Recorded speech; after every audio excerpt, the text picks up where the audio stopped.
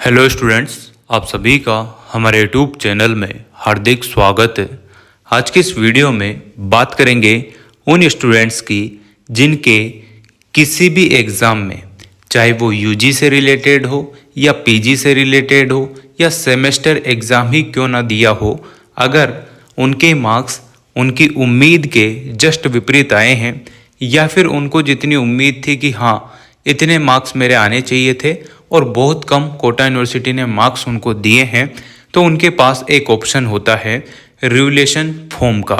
ठीक है, तो रिवोल्यूशन फॉर्म कैसे भरते हैं, इसके लिए आप लोगों को क्या क्या करना होता है, क्या सावधानियां रखनी होती है और कितने दिन के अंदर आप लोगों को रिवेल का फॉर्म भर देना चाहिए, है ना। और आप लोगों के इसमें मार्क्स बढ़ते हैं या नहीं बढ़ते हैं, और बढ़ते हैं तो कितनी % संभावना रहती है कि आपके मार्क्स बढ़ सकते हैं।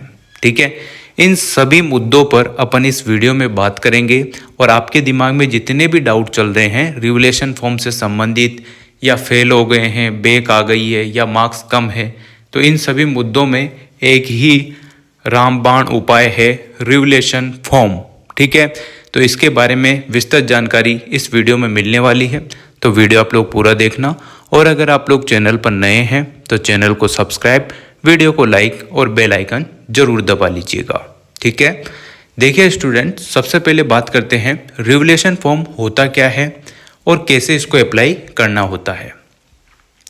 जिन जिन स्टूडेंट्स के एग्ज़ाम के रिजल्ट आ चुके हैं, चाहे वो बीए वाले हो या सेमेस्टर हो या ईयरली हो, बीएससी हो, बीकॉम हो, बीएड हो, है ना, या फिर एमएससी वाले स्टूडेंट हो, एमए वाले स्टूडेंट हो, जिन भी स्टूडेंट्स को लगता है कि मेरे मार्क्स बहुत कम कोटा यूनिवर्सिटी ने दिए हैं, अगर जिनके इंटरनल मार्क्स कम हैं तो वो नहीं बढ़ेंगे, उसके लिए तो आपको नेक्स्ट ईयर ही अप्लाई करना होगा।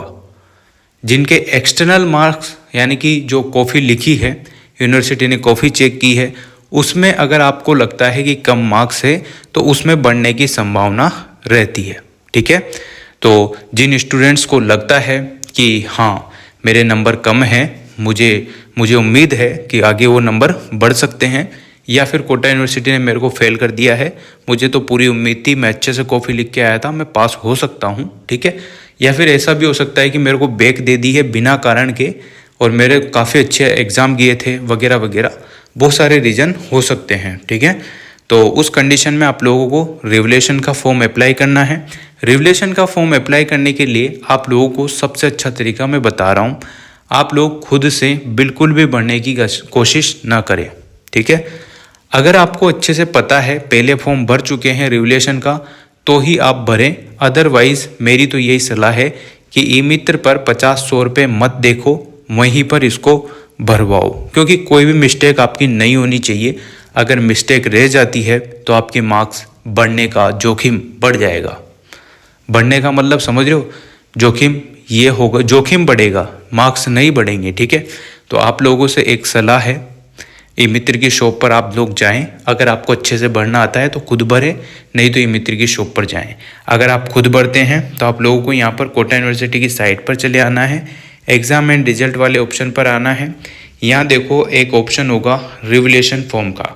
अब जो नए स्टूडेंट है, जो एनईपी वाले पोर्टल पर जिनका प्रोसेस चल रहा है, जो पहली बार ही किसी एग्ज़ाम में रिवोल्यूशन का फॉर्म अप्लाई कर रहे हैं, या पहली बार ही जिन्हों के सेमेस्टर एग्ज़ाम लगे हैं, उनका यहाँ पर आएगा एनईपी वाले पोर्टल पर। ठीक है ना, और जिन्हों के ईयरली एग्ज़ाम है उन्हों का यहाँ पर आएगा student panel for revolution per. ठीक है, तो जो स्टूडेंट ईयरली है, जो सेमेस्टर है, वो अपने अपने हिसाब से अपनी अपनी उस पर क्लिक कर देना पोर्टल पे और भर लेना। ठीक है, अब देखो बात अपन कर रहे थे कि जो फॉर्म है उसको कैसे भरना है, खुद से भर रहे हैं या ई मित्र से भर रहे हैं। ई मित्र वाला भी ऐसे ही भरेगा भरने में तो, पर वहाँ पर ई मित्र वाले की जो है प्रिंट भी आपको निकलाने ई मित्र की शॉप पर तो जाना ही है ही।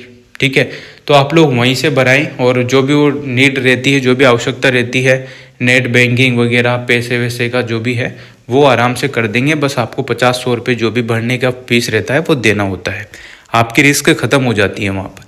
बस आप लोगों को तो फॉर्म देखते रहना है कि हाँ कोई गलत तो नहीं भर रहा कुछ चीज़। ठीक है, तो इस टाइप से आप लोगों के फॉर्म यहाँ से निकल जाते हैं। आप खुद भी भर सकते हैं, ई मित्र से भी भरा सकते हैं। ठीक है ना, तो इसके बाद देखो क्या क्या करना है, बेसिक सा फंडा मैं आप लोगों को बताता हूँ, इसका क्या प्रोसेस रहने वाला है वो बात करते हैं। जैसे ही आपके किसी भी सब्जेक्ट में कम मार्क्स है तो उसके लिए आप लोग रिवैल्यूएशन का फॉर्म अप्लाई करते हैं।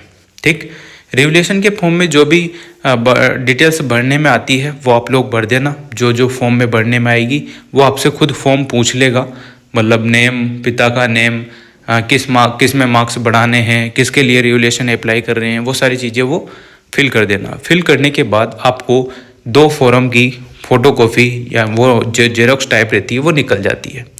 वो दोनों कागज़ निकलेंगे, उसमें आप लोगों के एक रसीद का पेपर भी निकलेगा। समझ रहे हो, रसीद मतलब जो चालान आपने कटाया है फीस वगैरह का, 300 रुपये एक पेपर की फीस रहती है। 300 को 2 से गुणा करते 2 पेपर की, 3 से गुणा करते 3 पेपर की। इस टाइप से ये प्रोसेस रहता है।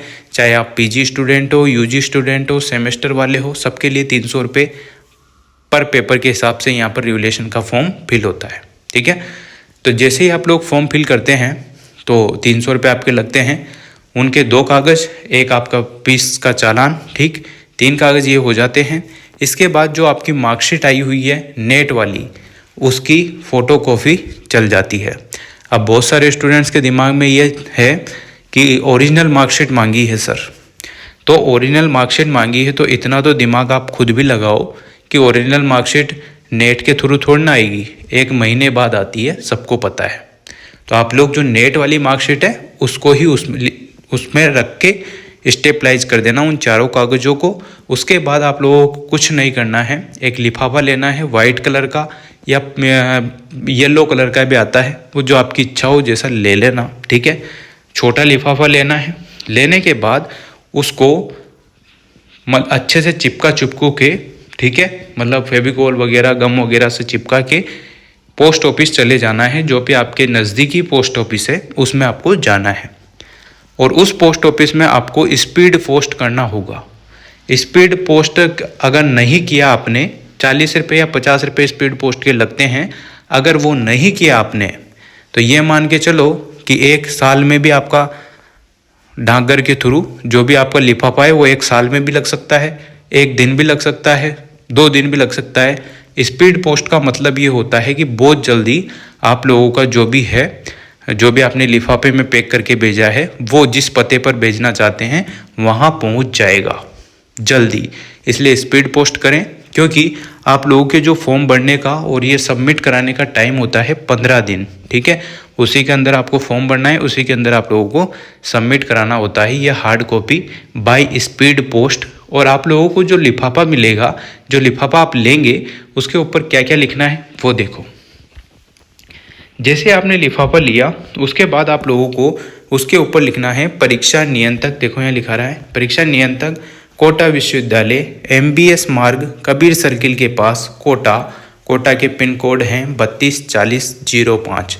इस पते पर आपको भेजना है। यह सबसे ऊपर आप लिखें और नीचे लिखना है आपको लिफाफे के जस्ट नीचे एक कॉर्नर में लिखना है फॉर्म, FROM, फॉर्म बाय आपका जो भी नाम है वो लिखना है और आपका जो मोबाइल नंबर है, जो ऑन मोबाइल नंबर है, वो फिल कर देना है।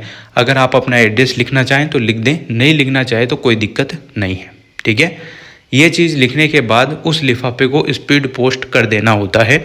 स्पीड पोस्ट में 40-50 रुपये लेता है और फिर वो उस पते पर चला जाता है जिस पते पर आपने भेजा है। उसके बाद का प्रोसेस सुनो। उसके बाद देखो, बात यह है कि आप लोग जैसे ही आपने रिवैल्यूएशन का फॉर्म फिल किया, हार्ड कॉपी कोटा यूनिवर्सिटी भेजी, उसके बाद आपको इंतज़ार हो जाता है रिजल्ट का, है ना।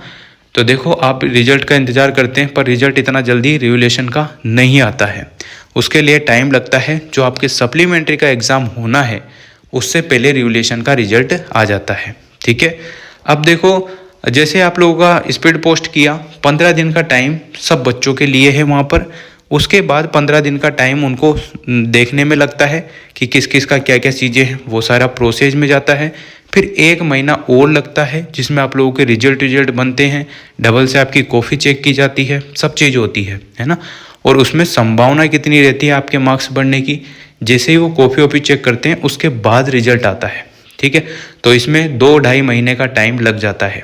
कभी कभी 1 महीने बाद भी आ जाता है, कभी 2-2.5 महीने भी लग जाते हैं। ठीक है ना, तो और सप्लीमेंट्री का जो एग्ज़ाम है उससे पहले आपका रेगुलेशन का रिजल्ट आता है, ताकि अगर आप रेगुलेशन में पास नहीं होते हैं, सप्लीमेंट्री आती है तो उसमें आप लोग पेपर दे दें और वहाँ से पास आउट। अब देखो कितनी % संभावना रहती है आपके मार्क्स बढ़ने की। जब भी आप रेगुलेशन का फॉर्म अप्लाई करते हैं तो या तो आपके बैक आई है तो उसमें संभावना रहती है कि आपकी बैक निकल जाती है, आराम से आप पास हो जाते हैं। और अगर आपके 1-2 नंबर की ज़रूरत पड़ती है तो वो भी पासिंग लायक नंबर आ जाते हैं, है ना। और अगर आप लोगों के उम्मीद के हिसाब से नंबर नहीं आए हैं, फुल कॉन्फिडेंस आपके पास है, तो आप लोग अप्लाई करते हैं तब भी आपके मार्क्स बढ़ जाते हैं। ज़्यादातर केस में आपको पासिंग लायक नंबर दे ही दिया जाता है रेगुलेशन में, ठीक है। तो पूरी कोशिश टीचर की यही रहती है कि इस बार जो गलती हुई है बच्चा आगे ना करे, इसलिए रेगुलेशन के फॉर्म में उसको पास कर दिया जाता है। बाई किस्मत अगर आप लोगों के ऐसा कोई हो कि बिल्कुल ही नहीं लिखा हो या कुछ हो, तो वहाँ आपको पास नहीं किया जाता है। बाकी 99% संभावना पास करने की ही होती है। 1% संभावना आपके फेल या जो कम नंबर है वो ही रह जाते हैं, 1% ही संभावना रहती है। तो इस टाइप से ये प्रोसेस होता है, इस टाइप से आप अपना रेगुलेशन का फॉर्म भर सकते हैं। और ये जो सावधानियां हैं वो आप लोगों को रखनी है कि मित्र पे जाना है, पोस्ट ऑफिस जाना है, स्पीड पोस्ट करना है, ठीक है, किस पते पे भेजना है, ये सारी चीज़ें होती है। तो इस प्रकार से आप लोग ये सारी चीज़ें कीजिएगा और रेगुलेशन का फॉर्म भर दीजिएगा। जिनके स्टार्ट हो चुके हैं वो भर दीजिए, जिनके नहीं हुए हैं 2-4 दिन में हो जाते हैं, रिजल्ट आने के 2-4 दिन में स्टार्ट हो जाते हैं। और नहीं हुए हैं जिनके, उनके डेट आएगी उस हिसाब से आप लोग भर देना, ठीक है। Thank you so much. Video अगर अच्छी लगी हो तो like, comment, share and subscribe.